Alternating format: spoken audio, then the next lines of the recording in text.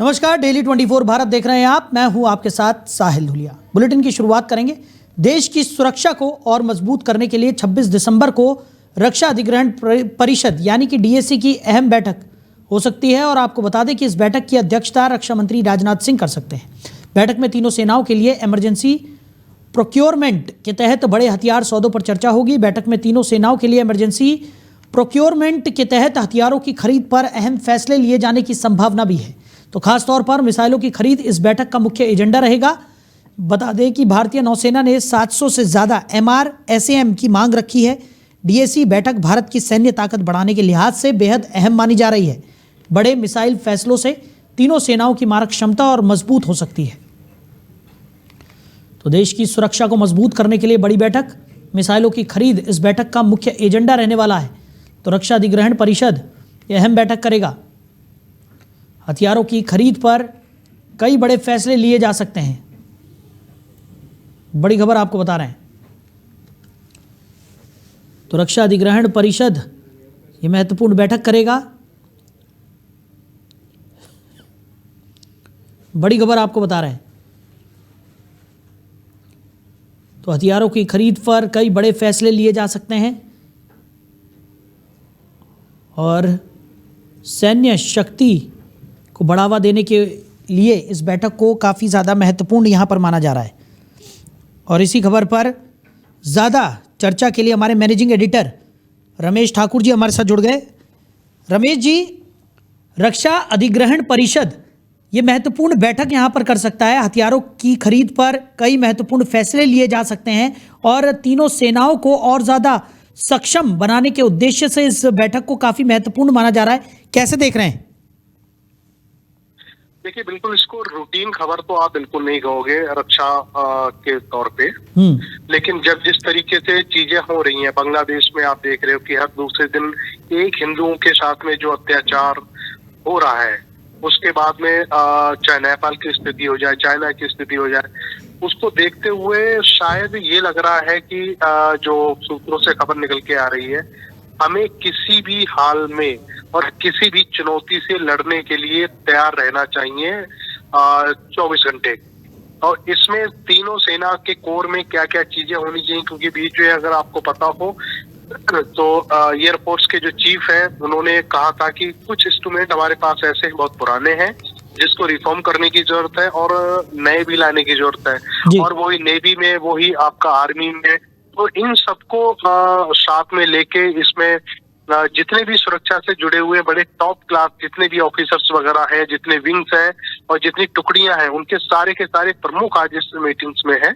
तो ये जाहिर सी बात है। देखो, इस तरह की जो रूटीन खबर जब होती है, रूटीन कोई जो मीटिंग्स वगैरह होती है, तो रक्षा मंत्रालय या फिर NSA इन लोगों को बुला के जो दैनिक जो रिपोर्ट होती है वो मांग ली जाती है। लेकिन इस तरह की आपात बैठक को बुलाना और जिसमें सारे विंग के ऑफिसर्स होने हो, तो ऐसे में तो आप समझ सकते हो कि तैयारियां दूसरी चीजों की तरफ है। तैयारियां आने वाले समय को ध्यान में रखते हुए की जा रही है। जी बिल्कुल।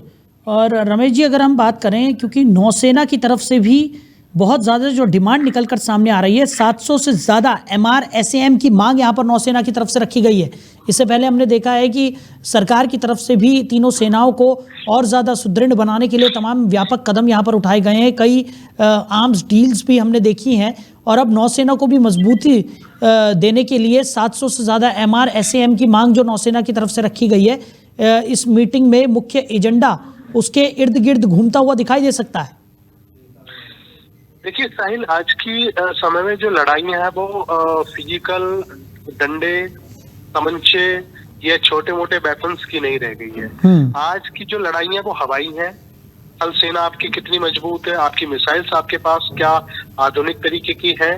तो इन चीजों पे जब देखा जाता है तभी उसी देश की शक्ति को भी नापा जाता है कि किस तरीके से। बिल्कुल आपने सही कहा कि अभी हमारे साथ जो हमारा जो सुरक्षा विंग है, उन्होंने रूस के साथ में कई ऐसे वेपन्स को मंगवाने के लिए, खरीदने के लिए उनके पास डील हुई है, जो जिनकी प्राइस जो रेट है वो अरबों खरबों में है।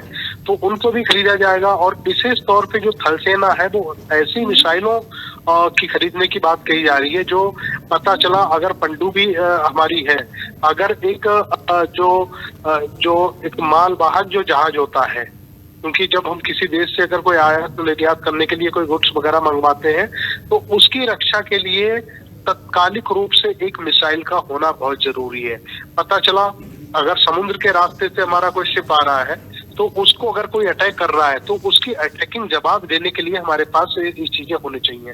लबोलबाप यही है कि हमारी जल थल से तीनों सेनाएं को मजबूत होनी चाहिए और उसमें आज समीक्षा भी की जा रही है कि इन तीनों विंग्स में कमियां क्या क्या है, खामियां क्या क्या है, अगर हैं तो उनका सॉल्यूशन कैसे किया जाए, उनकी डिमांड्स क्या है। क्योंकि तीनों थल सेनाओं ने पिछली इस मीटिंग्स को लाने के लिए जो सूत्र बता रहे हैं, एक हफ्ते से पूरे अपने जितने भी कोर है, जितनी भी टुकड़ियां हैं, उनमें से सब पूछा गया कि हमारे पास अभी जरूरत क्या क्या चीज किन किन चीजों की है। तो उनका मसौदा मुझे लगता आज इस मीटिंग में रखा जा रहा है।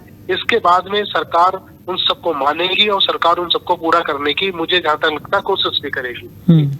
चलिए रमेश जी, हमारे साथ जुड़ने के लिए, इस तमाम चर्चा के लिए आपका बहुत शुक्रिया। तो ये महत्वपूर्ण बैठक हो रही है, रक्षा अधिग्रहण परिषद महत्वपूर्ण बैठक कर रहा है और मिसाइलों की खरीद और तीनों सेनाओं को उनकी क्षमता को और बढ़ाने के लिए काफ़ी महत्वपूर्ण इस बैठक को माना जा रहा है। उधर दिल्ली पुलिस को एक बड़ी सफलता मिली है। नए साल के दौरान सुरक्षा को लेकर पुलिस पहले से ही हाई अलर्ट पर थी। इस बीच एक गैंग के 2 अपराधी हथियारों के साथ दिल्ली में खुलेआम घूमते पाए गए। फिलहाल पुलिस ने उन्हें गिरफ्तार कर लिया है और पूछताछ की जा रही है। क्रिसमस के मौके पर राजधानी दिल्ली में कड़ी सुरक्षा व्यवस्था की गई थी। वहीं आउटर नॉर्थ जिले की पुलिस को एक बड़ी कामयाबी हासिल हुई। देर रात मुकरबा चौक के पास चेकिंग ऑपरेशन के दौरान पुलिस ने नीरज बवाना गैंग से जुड़े 2 अपराधियों को गिरफ्तार किया। उनके पास से एक बुलेट प्रूफ स्कॉर्पियो कार और अवैध हथियार बरामद किए गए। गिरफ्तार आरोपियों की पहचान दीपक मान और अंकित उर्फ हनी के रूप में हुई है। दोनों एक काली स्कॉर्पियो में यात्रा कर रहे थे। तभी पुलिस के मुताबिक त्योहार के कारण पूरे इलाके में चेक पॉइंट लगाकर गाड़ियों की सघन चेकिंग की जा रही थी। इस दौरान मुकरबा चौक पर तैनात पुलिस टीम को गाड़ी संदिग्ध लगी और जब पुलिस ने स्कॉर्पियो को रोककर तलाशी ली तो सब हैरान रह गए। स्कॉर्पियो के अंदर से 2 देसी पिस्तौल और कुछ कारतूस बरामद हुए। दोनों आरोपियों को तुरंत हिरासत में ले लिया गया और गाड़ी जब्त कर ली गई। पुलिस के लिए सबसे चौंकाने वाली बात यह थी कि स्कॉर्पियो पूरी तरह से बुलेट प्रूफ थी। ऐसी गाड़ियां आमतौर पर वीआईपी या हाई प्रोफाइल लोग इस्तेमाल करते हैं। हथियारों के साथ बुलेट प्रूफ स्कॉर्पियो में दिल्ली की सड़कों पर घूम रहे अपराधियों की मौजूदगी एक बड़ी आपराधिक साजिश की ओर इशारा करती है। शुरुआती जांच में पता चला है कि दोनों आरोपी कुख्यात गैंगस्टर नीरज बवाना गैंग से जुड़े हुए हैं और पुलिस अब गैंग से उनके सीधे कनेक्शन और उन्हें बुलेट प्रूफ गाड़ी कैसे मिली इसका पता लगाने की कोशिश कर रही है। पुलिस अधिकारियों का कहना है कि आरोपियों के आपराधिक रिकॉर्ड की जांच की जा रही है। ये भी पता लगाने की कोशिश की जा रही है कि वो इतनी रात को हथियारों के साथ कहाँ जा रहे थे और क्या वो कोई अपराध करने की योजना बना रहे थे। मामले की पूरी जानकारी हासिल करने के लिए आरोपियों को आगे की पूछताछ के लिए रिमांड पर भी लिया जाएगा। तो दिल्ली पुलिस को बड़ी सफलता हासिल हुई है। नीरज बवाना गिरोह से जुड़े 2 आरोपियों को पुलिस ने गिरफ्तार कर लिया है। बताया जा रहा है कि दिल्ली की सड़कों पर अवैध हथियार और बुलेट प्रूफ स्कॉर्पियो के साथ ये घूम रहे थे। तो इसी खबर पर ज़्यादा जानकारी के साथ हमारे सहयोगी अरबाज हमारे साथ जुड़ गए। अरबाज, कल क्रिसमस का दिन था और ऐसे में दिल्ली की सड़कों पर बुलेट प्रूफ स्कॉर्पियो और अवैध हथियारों के साथ ये 2 बदमाश घूमते हुए पकड़े गए हैं। पुलिस ने इन्हें हिरासत में ले लिया है। क्या कुछ पूरा मामला है? बिल्कुल, देखिए कल दिल्ली में ये क्रिसमस के जश्न के बीच पुलिस ने एक बड़ी कामयाबी हासिल की है। आउट नॉर्थ से जिला पुलिस ने बुधवार देर रात चेकिंग के दौरान कुख्यात गैंगस्टर नीरज बवाना के गैंग से जुड़े 2 बदमाशों को गिरफ्तार किया है और गिरफ्तार करने के बाद उनको जेल भेज दिया है। आपको बता दूं, पुलिस ने इसके पास से एक बुलेट प्रूफ स्कॉर्पियो गाड़ी बरामद की है और गाड़ी के अंदर से 2 देसी कट्टे और कुछ कारतूस, जिंदा कारतूस पाए गए हैं। तो लगातार जिस तरीके से एक दिल्ली धमाके के बाद जिस तरीके से दिल्ली पुलिस लगातार चेकिंग कर रही थी, तो ये इसी तरीके से हर जगह पर कल क्रिसमस के दिन लोग इकट्ठा थे। वहां पर जो गाड़ियां जा रही थी उनकी चेकिंग की जा रही थी। उसी चेकिंग के दौरान एक गाड़ी ब्लैक कलर की स्कॉर्पियो आती दिखी, जिसको देखकर पुलिस ने हाथ दे रोकने का इशारा किया और जब गाड़ी को रोका गया तो उसमें 2 देसी कट्टे निकले और जिंदा कारतूस निकली। जी बिल्कुल अरबाज, और कहीं ना कहीं जिस तरीके से, क्योंकि बुलेट प्रूफ स्कॉर्पियो का इस्तेमाल दिल्ली की सड़कों पर और इस तरीके की गाड़ियों का इस्तेमाल अमूमन वीआईपी या फिर काफ़ी ज़्यादा हाई प्रोफाइल लोग करते हैं, और ऐसे में इन दो बदमाशों के पास ये बुलेट प्रूफ स्कॉर्पियो मिली, साथ ही साथ अवैध हथियार भी उनके पास से बरामद हुए, यानी कि किसी न किसी बड़ी साजिश की आशंका भी यहाँ पर जताई जा रही है। बिल्कुल, देखिए साहिल, जैसे मैंने कहा कि दिल्ली धमाके के बाद जो है वो पुलिस है या वहाँ के लोग हैं काफी डरे हुए सहमे से हैं। और जो पुलिस की बात करूँ तो दिल्ली पुलिस लगातार ऐसे त्योहारों पर, जो कि क्रिसमस का कल बहुत बड़ा त्योहार माना जाता है, उसी को चीज को लेकर जो भीड़ भाड़ थी, जो भीड़ भाड़ वाली जगहों पर बैरिकेड लगाकर चेकिंग की जा रही थी। चेकिंग के दौरान उन्हें एक बुलेट प्रूफ गाड़ी आती दिखी, जिसके दौरान उन्होंने गाड़ी को रोका, लेकिन जब गाड़ी को तलाशा गया, गाड़ी की चेकिंग की गई, तो जो पुलिस थी वो एकदम चौंक गए। लगातार गाड़ी के अंदर से 2 देसी कट्टे और जो माना जा रहा है कि कहीं ना कहीं एक बड़ा मामला होने जा रहा था, लेकिन उससे पहले ही दिल्ली पुलिस ने उनको धर दबोचा। आपको बता दें, ये मामला सारा आउटर नॉर्थ का मामला है, मुकरबा चौक का ये मामला है, जहां पर पुलिस बैरिकेड लगाकर गाड़ियों की छानबीन कर रही थी। जी चलिए अरबाज, हमारे साथ जुड़ने के लिए, इस तमाम जानकारी के लिए आपका शुक्रिया। तो दिल्ली में ये 2 आरोपियों को गिरफ्तार किया गया है। बुलेट प्रूफ स्कॉर्पियो और अवैध हथियार भी इनके पास से बरामद किए गए हैं। पुलिस अपराधियों का पुराना रिकॉर्ड भी खंगाल रही है और दिल्ली पुलिस के लिए ये बड़ी सफलता मानी जा रही है। तो नीरज भवाना गिरोह से जुड़े हुए ये दोनों अपराधी बताए जा रहे हैं। तो अगर आप भी ट्रेन में सफ़र करते हैं तो ये खबर आपके लिए बहुत ज़रूरी है। भारतीय रेलवे ने ट्रेन टिकट के किराए में बदलाव कर दिया है, यानी आज से लंबी दूरी की ट्रेनों में सफ़र करना थोड़ा महंगा हो गया है। ये बढ़ोतरी जनरल, मेल एक्सप्रेस और एसी क्लास के टिकट पर लागू होगी। हालांकि राहत की बात यह है कि लोकल ट्रेन और मासिक पास वालों पर इसका कोई असर नहीं पड़ेगा।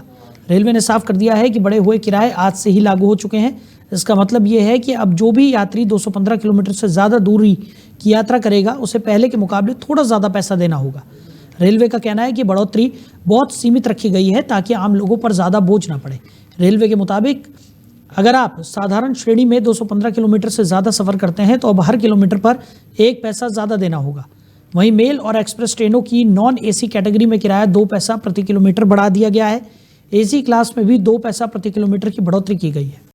वहीं देश के करीब 22 राज्यों में भीषण सर्दी पड़ रही है। मध्य प्रदेश के 25 से ज़्यादा शहरों का न्यूनतम तापमान 10 डिग्री सेल्सियस से नीचे पहुंच गया है। आज सबसे ठंडा शहर पचमढ़ी रहा। यहाँ न्यूनतम तापमान 3.6 डिग्री दर्ज किया गया। राजस्थान में पश्चिमी विक्षोभ का असर खत्म होने के साथ ही उत्तरी ठंडी हवाओं ने सर्दी बढ़ा दी है। गुरुवार को 4 शहरों में रात का तापमान 5 डिग्री और 21 शहरों में 10 डिग्री सेल्सियस से नीचे पहुंच गया। माउंट आबू 1.0, फतेहपुर 1.6 और नागौर में 1.8 डिग्री सेल्सियस के साथ सबसे ठंडा रहा। यूपी के कानपुर, प्रयागराज, वाराणसी, अयोध्या, बरेली समेत 27 जिलों में शुक्रवार सुबह घना कोहरा छाया रहा। सड़कों पर विजिबिलिटी इतनी कम थी कि कुछ दिखाई नहीं दे रहा था। प्रयागराज, देवरिया समेत कई रेलवे स्टेशनों पर 50 से ज़्यादा ट्रेनें देरी से चल रही हैं। गोरखपुर समेत कई एयरपोर्ट्स पर 5 फ्लाइट्स कैंसिल हैं। पंजाब, हरियाणा, उत्तर प्रदेश, राजस्थान, बिहार और मध्य प्रदेश में घने कोहरे की संभावना है। जम्मू कश्मीर और हिमाचल प्रदेश में न्यूनतम तापमान में और गिरावट के साथ शीतलहर जारी रहेगी।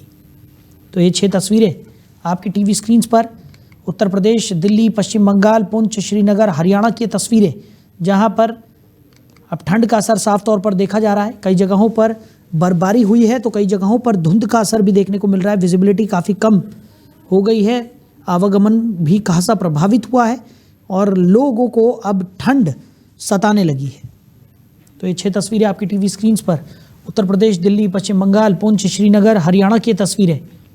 उधर मशहूर बॉलीवुड सिंगर और पद्मश्री से सम्मानित कैलाश खेर के ग्वालियर में आयोजित लाइव शो के दौरान उस वक्त हंगामा मच गया जब भीड़ अचानक बेकाबू हो गई।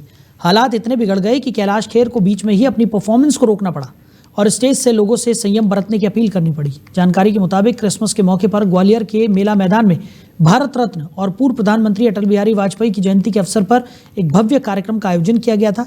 इस कार्यक्रम में कैलाश खेर अपनी प्रस्तुति दे रहे थे। शो के दौरान अचानक दर्शकों की भीड़ बैरिकेड तोड़ते हुए स्टेज की ओर बढ़ने लगी। भीड़ के स्टेज तक पहुंचने से अफरा तफरी मच गई। स्थिति को देखते हुए कैलाश खेर ने गाना रोक दिया और स्टेज से कहा, आप जानवरों जैसा व्यवहार कर रहे हैं, प्लीज़ ऐसा मत कीजिए। इसके बावजूद हालात सामान्य नहीं हो सके और सुरक्षा कारणों से कार्यक्रम को बीच में ही बंद करना पड़ा। हालांकि राहत की बात यह रही कि इस घटना में किसी के घायल होने या जान माल के नुकसान की कोई खबर नहीं है। मौके पर मौजूद सुरक्षा कर्मियों ने हालातों को संभालने की कोशिश की और भीड़ को पीछे हटाया। कैलाश खेर के लाइव शो देखने के लिए बड़ी संख्या में प्रशंसक पहुंचे थे। अपने सूफी और इंडियन फोक गानों के लिए मशहूर कैलाश खेर के तेरी दीवानी, सैया और बम लहरी जैसे गाने आज भी लोगों के बीच बेहद लोकप्रिय हैं। यही वजह है कि उनके लाइव शोज में भारी भीड़ उमड़ती है। बांग्लादेश में दीपू दास की लिंचिंग मामले में 6 और गिरफ्तारियां की गई हैं। वहीं 4 आरोपियों ने अपना जुर्म भी कबूल कर लिया है। बता दें कि बांग्लादेश में अल्पसंख्यक हिंदुओं के खिलाफ हिंसा का दौर लगातार जारी है। दीपू चंद्र दास की मॉब लिंचिंग के कुछ दिनों बाद एक और हिंदू व्यक्ति की भीड़ ने पीट कर हत्या कर दी। रिपोर्ट्स के मुताबिक 29 वर्षीय अमृत मंडल उर्फ सम्राट की राजबाड़ी के पांगशा उप जिले में लिंचिंग कर दी गई। वहीं बांग्लादेश की मोहम्मद यूनुस के नेतृत्व वाली अंतरिम सरकार ने दावा किया है कि इस घटना का सांप्रदायिक हिंसा से कोई संबंध नहीं है। बांग्लादेश की अंतरिम सरकार ने एक बयान में कहा कि मृतक अमृत मंडल और सम्राट एक कुख्यात अपराधी था जो जबरन वसूली के इरादे से इलाके में आया था। आक्रोशित स्थानीय निवासियों के साथ झड़प के दौरान उसकी जान चली गई। वहीं 17 वर्ष के निर्वासन के बाद वतन वापसी करने वाले बांग्लादेश नेशनलिस्ट पार्टी के कार्यकारी अध्यक्ष तारिक रहमान ने ढाका में अपने पिता, पार्टी के संस्थापक और पूर्व राष्ट्रपति जियाउर रहमान की समाधि पर श्रद्धांजलि अर्पित की।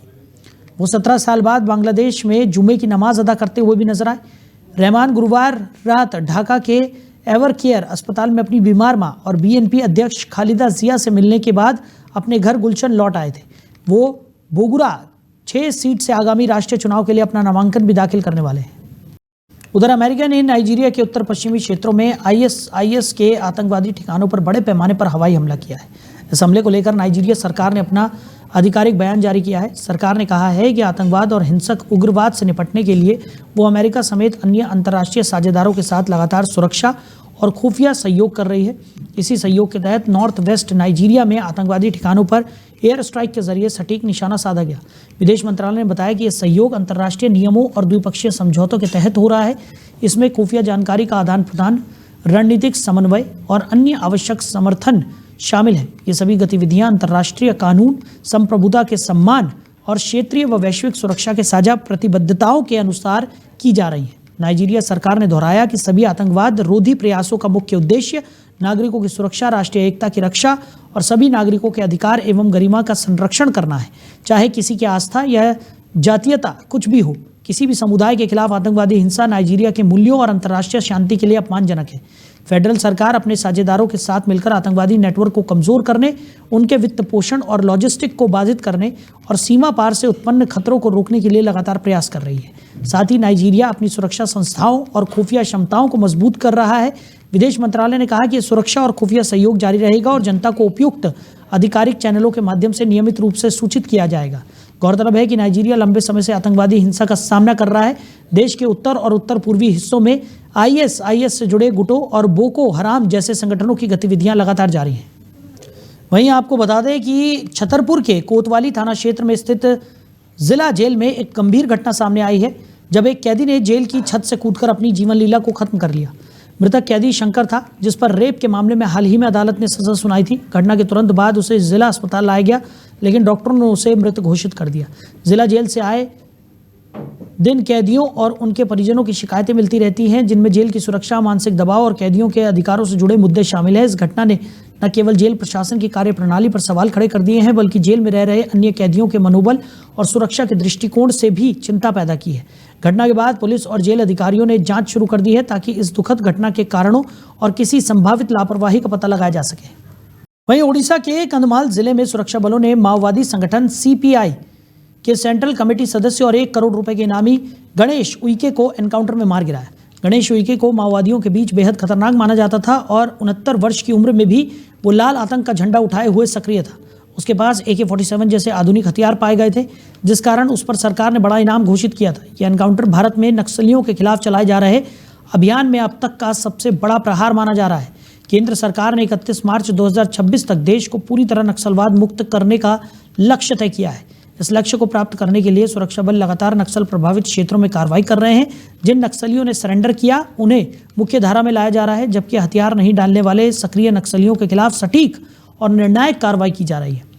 हिडमा ऑपरेशन के बाद यह कार्रवाई नक्सल नेटवर्क के लिए बड़ा झटका साबित हुई है। गृह मंत्रालय के अनुसार कंधमाल में इस ऑपरेशन में कुल 6 नक्सली मारे गए हैं, जिनमें गणेश उइके शामिल है। इस सफलता के बाद माना जा रहा है कि ओडिशा नक्सलवाद से पूरी तरह मुक्त होने के करीब पहुंच चुका है। सरकार ने एक बार फिर स्पष्ट किया कि निर्धारित समय सीमा से पहले पूरे देश से नक्सलवाद का सफाया किया जाएगा। उड़ीसा स्टेट कमेटी का इंचार्ज सीसी मेंबर था, मूलतः तेलंगाना का रहने वाला, जिसने नाम परिवर्तित करके रखा है अपना गणेश उइके। आज वो न्यूट्रलाइज हुआ है।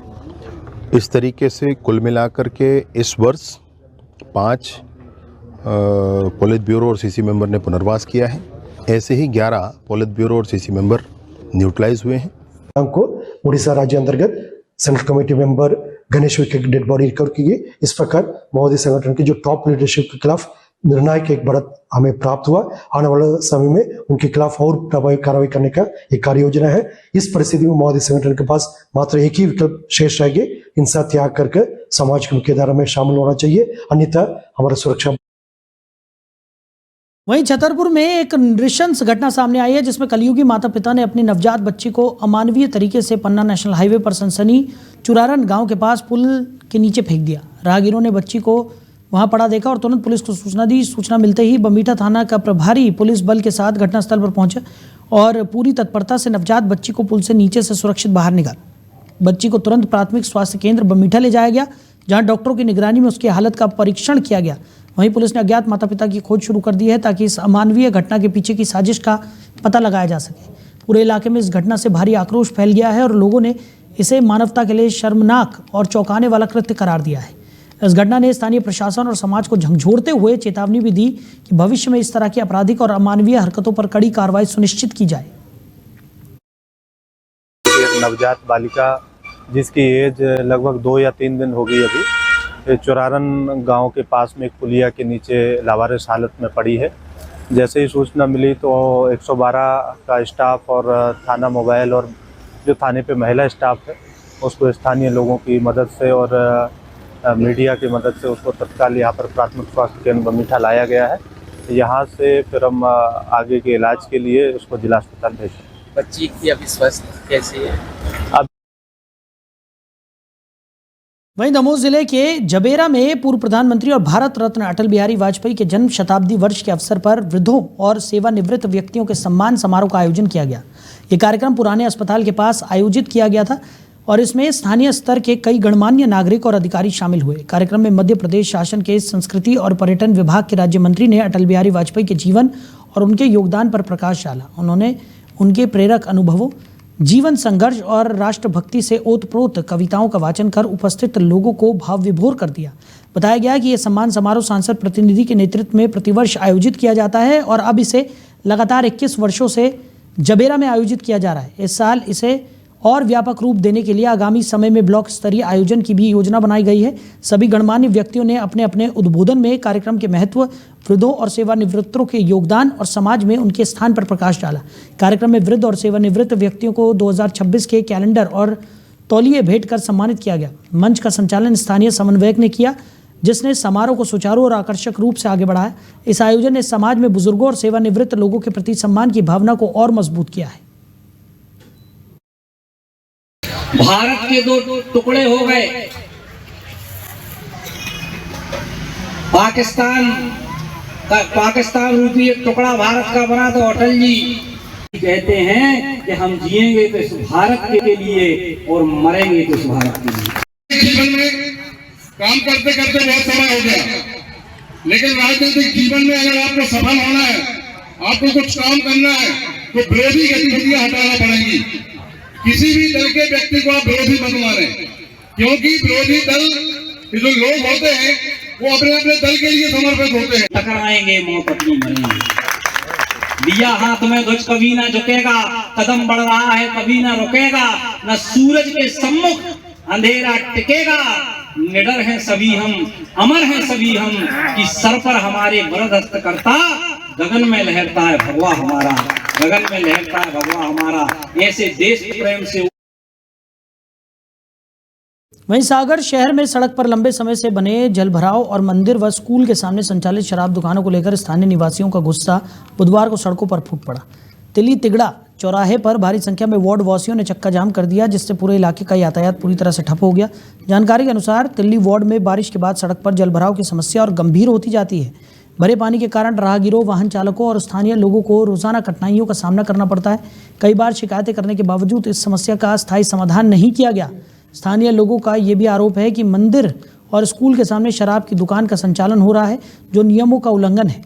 इससे बच्चों, महिलाओं और श्रद्धालुओं की सुरक्षा पर खतरा बढ़ गया है। प्रदर्शनकारियों ने कहा है कि प्रशासन और नगर निगम इस मुद्दे पर कोई ठोस कदम नहीं उठा रहा है। इस आक्रोश के चलते बुधवार को बड़ी संख्या में लोग तिल्ली तिगड़ा चौराहे पर इकट्ठा हुए और चक्का जाम किया। प्रदर्शन के दौरान उन्होंने नगर निगम प्रशासन और संबंधित पार्षद के खिलाफ जमकर नारेबाजी की। चक्का जाम के कारण चौराहे पर वाहनों की लंबी कतारें लग गई। स्कूल बसें, एम्बुलेंस और दैनिक जरूरतों के वाहन भी जाम में फंसे, जिससे आम जनता को भारी परेशानियों का सामना करना पड़ा।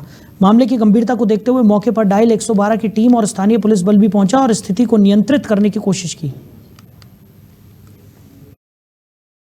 पिछले 2 वर्षों से ये तिल्ली वार्ड और 12 वार्ड की दोनों वार्डों की इतनी बड़ी समस्या है। राजघाट चौराहा के नाम जानते हैं, 2 फुट पानी भरा रहता है। यहाँ पे नाली चौक हो जाने का है। निगम में मेंबरों से, कई बार पार्षदों से फोन लगा के जताया, उनको पूरी समस्या से अवगत कराया कि भाई मेरे यहाँ हजारों बच्चे स्कूल पढ़ने आती हैं। बगल में हनुमान जी का मंदिर भी है।